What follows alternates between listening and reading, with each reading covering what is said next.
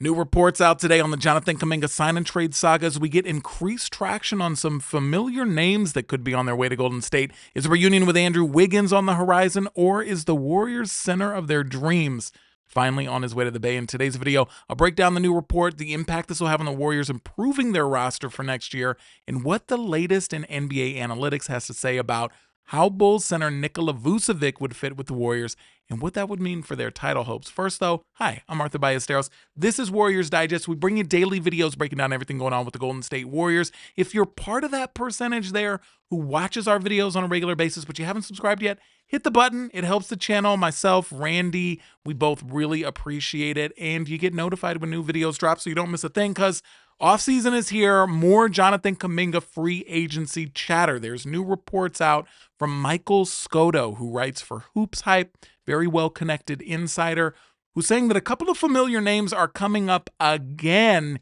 in some trade rumors here. Michael was talking today in his article saying that the Chicago Bulls and Miami Heat are two teams to monitor as potential sign-and-trade candidates for Kuminga, league sources told Hoops Hype. With that in mind, the Warriors have also not ruled out the possibility of retaining Kuminga, sources said. Now, he went on to go into detail here, saying that last season, Golden State expressed interest in trading for Bulls center Nikola Vucevic, now entering the final year of his contract, worth $21.48 million. With the Warriors in a win-now mode, Vucevic's durability, his scoring, his shooting, and rebounding are all traits that would appeal to Golden State. Now, when it comes to Miami being interested, Scotto went on to say that Miami has prioritized their pursuit of Giannis if he becomes available this summer, and Kevin Durant, whom they're actively trying to acquire on their wish list ahead of Kaminga, who's viewed as a fallback option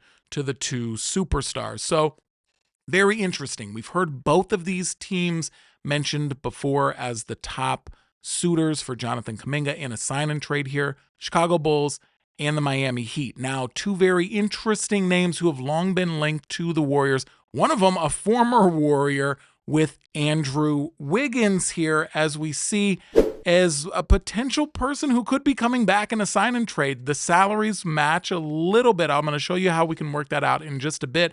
But tell me now in the comments, how would you feel about having Andrew Wiggins back on this team?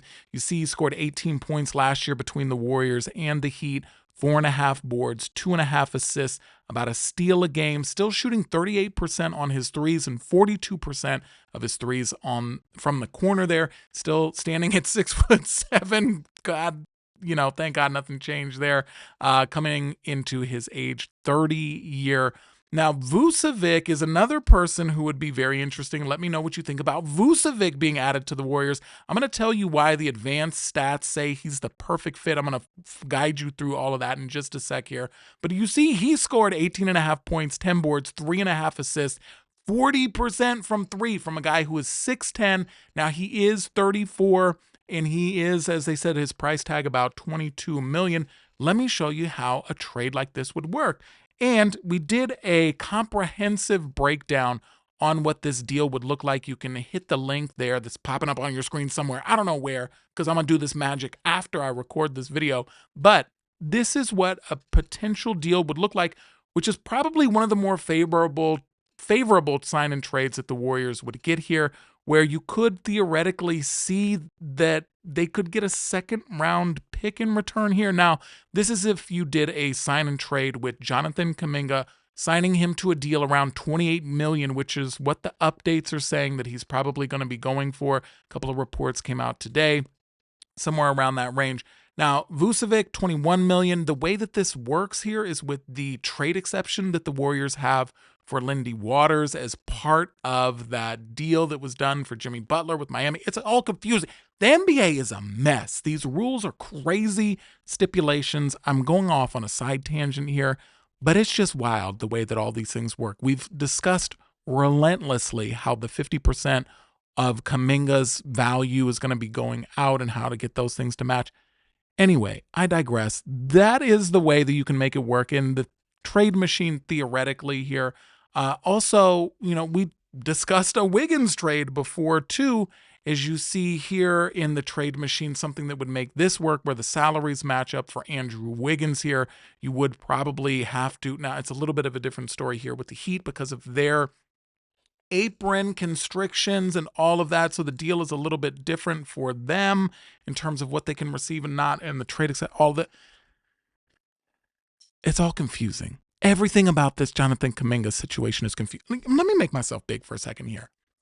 Everything about this is confused. Every day is a different report. Now we're seeing some consistency here with the Bulls and the Heat, but last week it was the Warriors are probably going to hang on to him, which is probably smart because they could trade him at the trade deadline and get a little bit more from him. They know that his value is going to be decreased here in the offseason. All these things swirling around. We don't know what's going to happen. I don't know. I'm just telling you the reports that are coming out right now. So anyway, I digress. Thank you for allowing me to vent there. So this is something that a package may look like for Andrew Wiggins to bring him back. Would you even want Wiggins back on the Warriors? I love Wiggs. I don't mind him coming back. I like the Vucevic deal better because I think that we need a center. We need some size. We don't need another 6'7" guy. Although, of course, Wiggins is a great point of attack defender. Of course, he still shoots the 3-ball really well. Of course, he won a championship with us. Everybody loves him in the Bay. I still want a center instead. So that's why I'm going with the Vucevic angle. And I also don't want to have to ship somebody else out to make the numbers work. Like Moses Moody, it's kind of the only way that I was able to get this deal to work in a trade machine.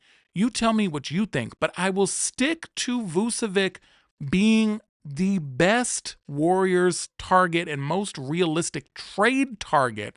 Now, we talked about free agents. Randy and I, we did a video we put out earlier today. We talked about the free agents, but when we talk specifically about trading for a center, Nikola Vucevic is it. And I'm going to show you why right now in a presentation that is known as cosine similarity. I've showed this in a couple of other video breakdowns, so bear with me if you've seen this. But if you haven't, this is a really fascinating insight into how executives analyze these players and figure out if they're a good fit. So this is all the math that looks confusing and scary, but basically what this does is it helps you see how similar a player is. And this is kind of how all of this works here, trying to get this PowerPoint to work. But it's not gonna, of course, because nothing's gonna work today because we're bashing Andrew Wiggins and the NBA gods don't want this to work. Here we go. Cosine similarity. I want you to skip to the bottom here. Basically, this math helps you to see how two things are pointing in the same direction. So how does this apply to the NBA? By using cosine similarity, you can measure how how similar two players are based on their playing style or their statistical profile. If you want to read more into it, pause the video right here. You can take a look at that.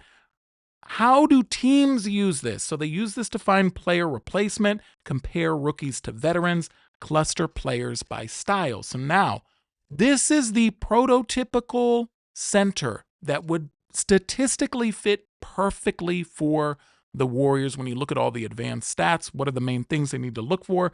3-point shooter so he can space the floor, high block percentage as a rim protector, rebounds, passing, and defensive rating or defensive plus minus. Those are the 5 main categories that are going to make up our vector here for the center that would increase the Warriors' chances of winning in the playoffs here.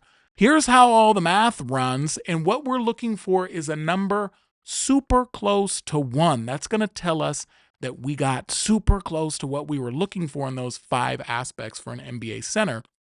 How does Nikola Vucevic, how close does he get to 1? He's a 0.97, which is an outstanding match to the Warriors' stylistic profile. The strengths are his elite floor spacing, being able to shoot over 40% from 3. That's perfect with their shooting parameters. His high rebounds at over 10 a game is well beyond the standard for this statistical model. And his strong playmaking, being able to hit 3.5 assists, dish those out and aligns perfectly with the team's passing emphasis, especially in that center spot. Now, the weakness is his lower rim protection at only 0.7 blocks, but when we've run this model, if you've looked at these other videos that I've done in the breakdown on how Bobby Portis fits in, his rim protection rating is a little bit lower than Vucevic, and we've also run this through with like Naz Reid and Gershon Yabusele over in Philadelphia. He fits really well, but also doesn't score high on the rim protection. We did this analysis with Brook Lopez. He's the only one who exceeded the metrics there. He is the closest center who fits the Warriors style, getting close to that one at a .99. This is the second closest that we've found in the NBA at a .97, almost perfectly matching the Warriors style.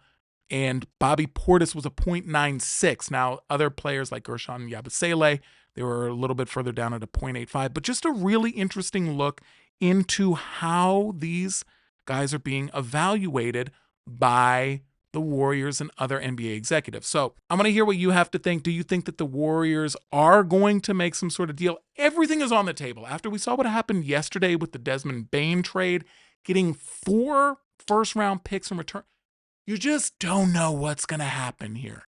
Anything can happen.